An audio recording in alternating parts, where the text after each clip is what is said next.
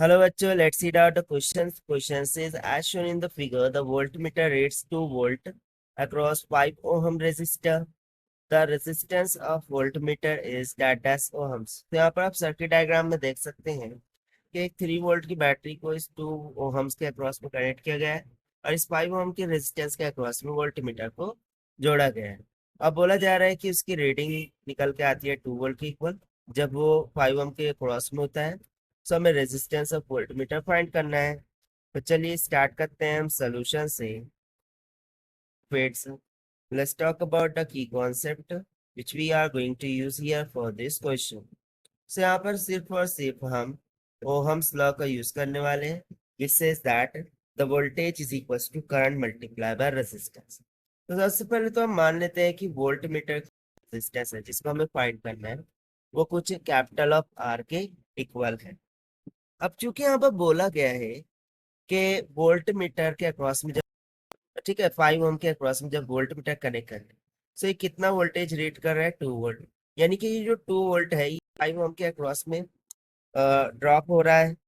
So let suppose कि इसमें से फ्लो होने वाला करंट I1 है और इसमें से फ्लो होने वाला करंट I है। सो जो करंट वोल्ट मीटर में से फ्लो होगा वो क्या हो जाएगा I माइनस ऑफ I1। तो चलिए हम इन करंट्स को सबसे पहले तो फाइंड आउट करते हैं। So by using the Ohm's law I1, this must be equals to the voltage across the 5 ohm resistor divided by the 5 ohm resistor. So this is the equals to. So voltmeter reading कितनी है 2 volt divided by 5. 5 हो जाए 20. So या फिर हम इसको 2/5 ही रखते हैं एम्पियर। So ये आ गया हमारे पास I1 करंट और इससे हम करंट I को फाइंड आउट कर सकते हैं कैसे। तो देखिए बैटरी वोल्टेज कितना है 3 वोल्ट। अब चूंकि 2 वोल्ट ये 5 ओहम के अक्रॉस में जा रहे हैं सो 3 में से 2 चला गया कितना बचा 1 वोल्ट। सो वो 1 वोल्ट किसके अक्रॉस में आ रहा होगा 2 ओम रेजिस्टर के अक्रॉस में। तो सिंपली करंट आए है बाय यूजिंग ओहम्स लॉ वो क्या हो जाएगा 1 volt divided by 2 ohm this will comes out equals to 1/2 ampere. तो यहाँ से हमें आई का मान भी मिल गया। चूंकि वोल्ट मीटर में से फ्लो होने वाला करंट वो I माइनस I1 के बराबर है। So let's calculate that current first. So हम बोलेंगे the current through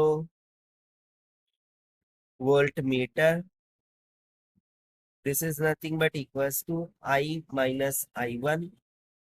so this will be goes to I कितना है 1/2 माइनस I1 कितना आया है 2/5। सो 5 1 जा 5 2 2 जा 4 इसका हम डिनोमिनेटर कॉमन करा रहे हैं तो हो जाएगा 5 माइनस 4/10 यानी कि 1/10 एम्पियर की। सी आ गया हमारे पास current flowing through the volt. अब हमसे पूछा क्या था resistance of voltmeter. So again by using the Ohm's law we can write the resistance of voltmeter is equals to R is equals to क्या हो जाएगा the voltage divided by current. So voltmeter के across में मिलने वाला voltage वो कितना है वो हमें ऑलरेडी दे रखा है 2 वोल्ट डिवाइड बाय वोल्टमीटर में से फ्लो होने वाला करंट हमने जस्ट फाइंड किया 1/10 एम्पियर।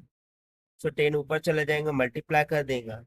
तो यहाँ से सिंपली वोल्ट मीटर की रेजिस्टेंस कितनी निकल के आ गई 20 ओहम्स की इक्वल। यही हो जाएगा हमारा required answer for this question जो कि हमने फाइंड किया है by using the Ohm's law. So this is the required solution. I hope you understand it well. Best of luck. Thank you.